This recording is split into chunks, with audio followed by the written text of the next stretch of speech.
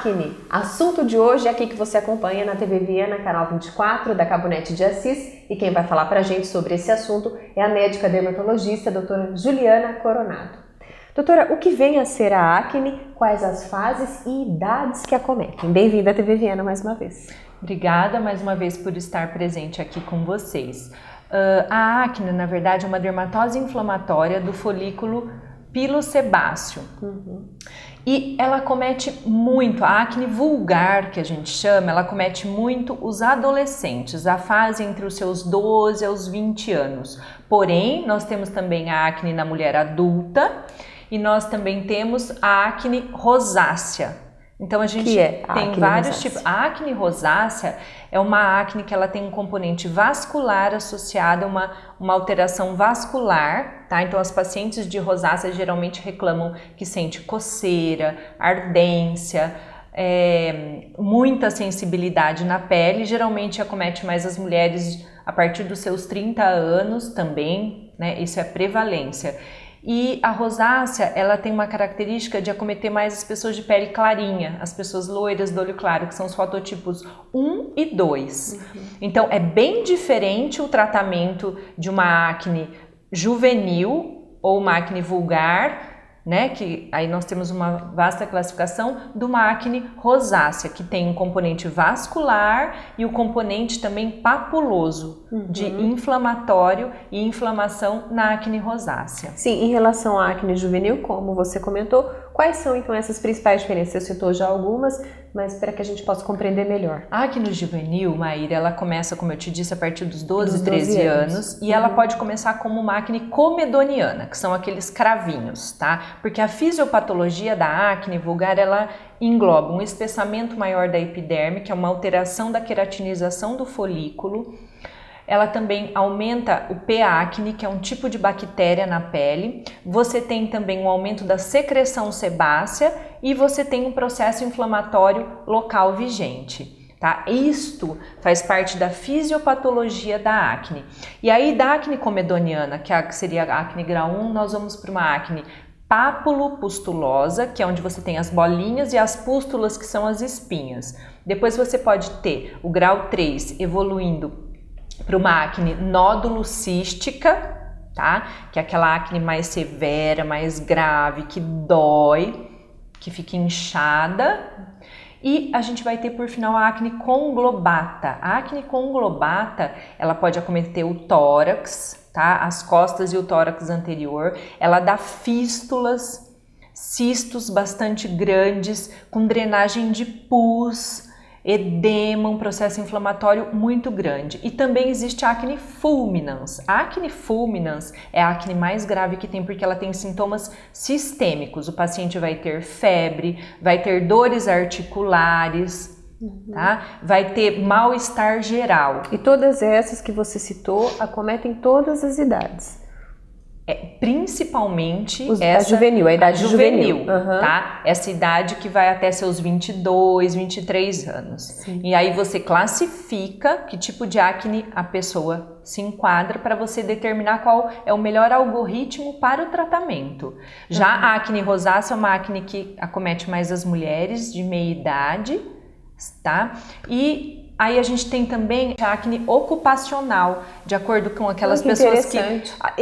Essas pessoas que mexem com graxa, com esses óleos de corte, elas podem ter a cloracne, pode ter uns tipos de acne relacionados que é a acne ocupacional. Então você tem que determinar primeiro o tipo da acne, a causa, para você determinar o tipo de tratamento. Sim, e como e quando então devemos iniciar esse tratamento?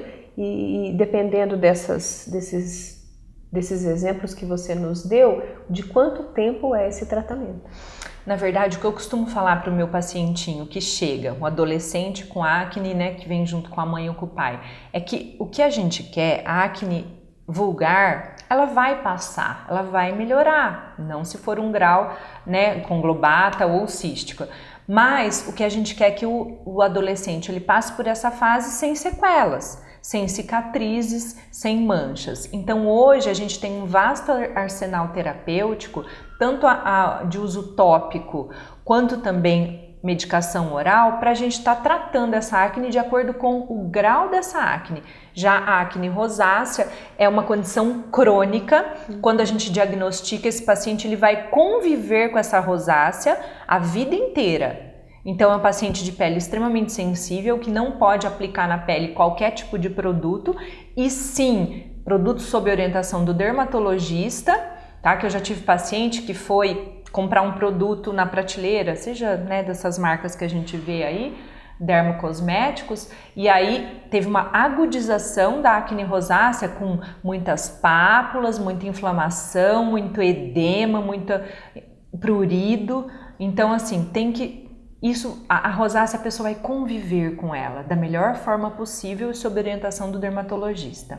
Sim, vamos falar um pouco sobre um assunto polêmico que é a questão da medicação Rocutan, muito falado, e eu gostaria que você falasse então um pouco sobre o Rocutan, o que é e por que vem sendo tão utilizado, e já vamos aproveitar para derrubar alguns mitos e falar algumas verdades. Sim, o Roacutan, na verdade, é um nome comercial, um dos nomes comerciais para isotretinoína oral. A isotretinoína oral a gente usa para os casos mais severos de acne e hoje em algumas pacientes a gente usa até para rejuvenescimento numa dose menor.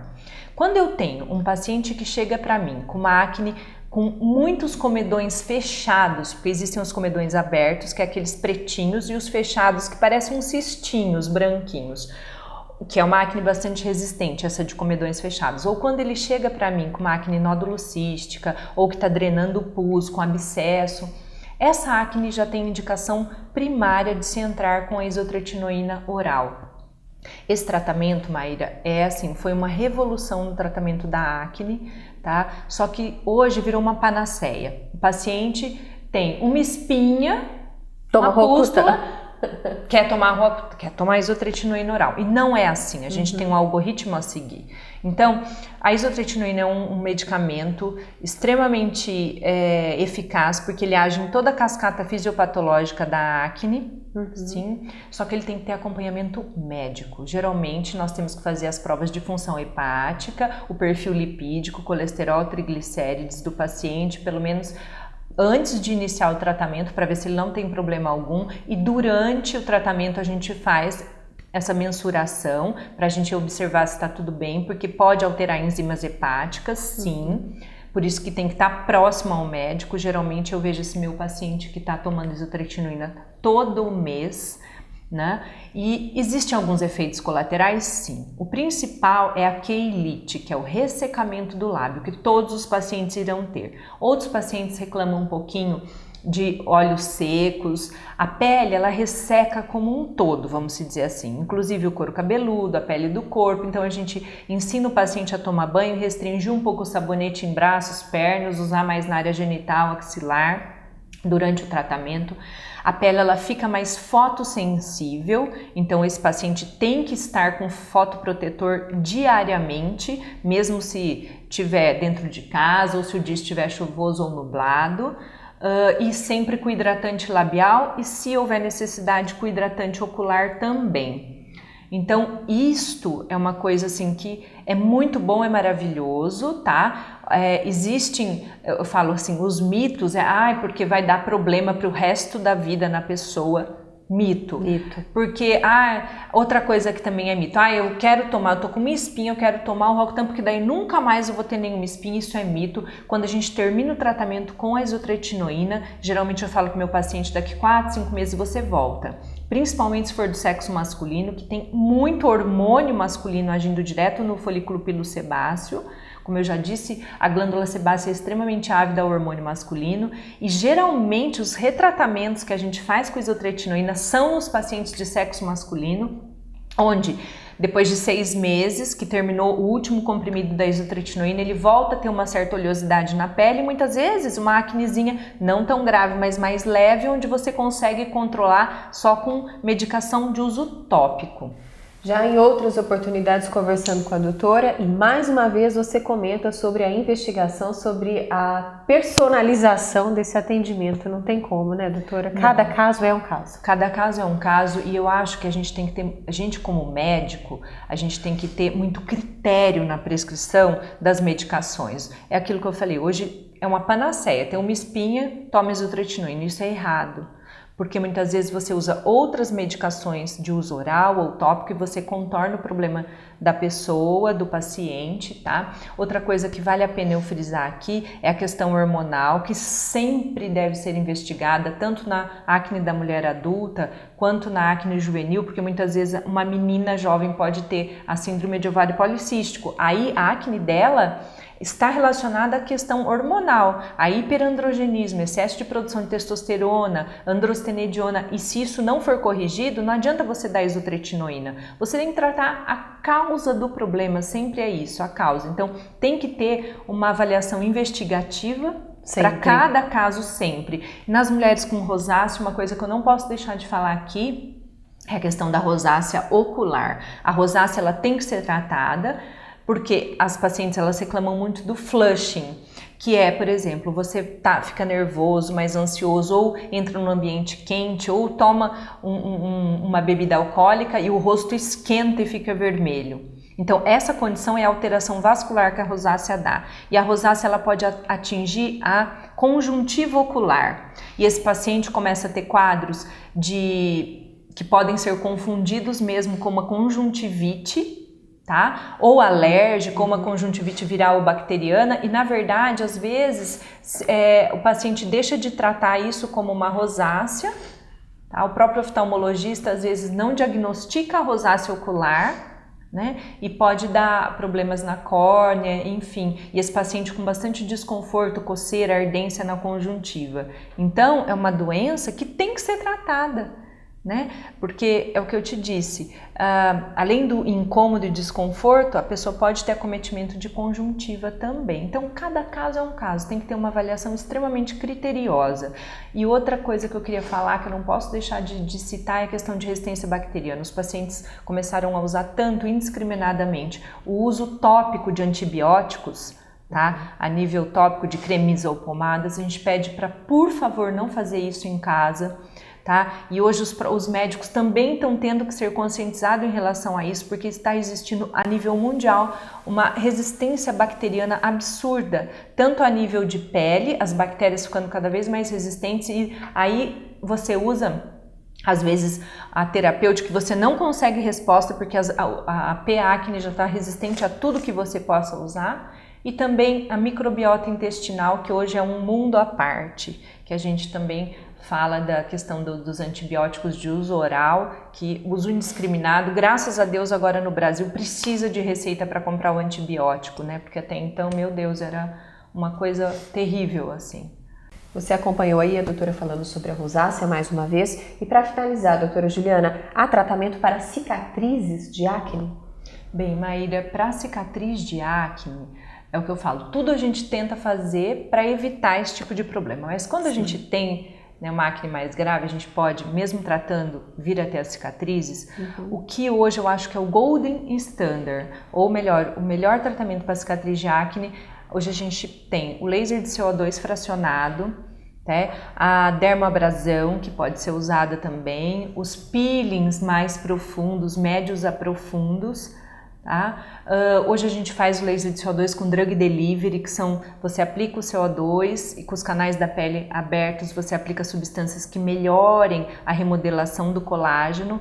Na verdade, o que eu falo, a cicatriz ela não vai sumir por inteiro, você vai melhorar o relevo cutâneo. E a gente vai fazendo vários tratamentos, a gente pode fazer preenchimentos com ácido hialurônico, hoje que tem uns ácidos hialurônicos específicos, que são os skin busters, só para essa questão. A gente pode usar o ácido polilático também, injetável, para a gente melhorar o aspecto das cicatrizes, né? Então tem uma infinidade de tratamentos que também você vai ter que avaliar o fototipo de pele, se é mais claro, mais moreno, porque você tem que trabalhar com segurança em primeiro lugar nessa pele.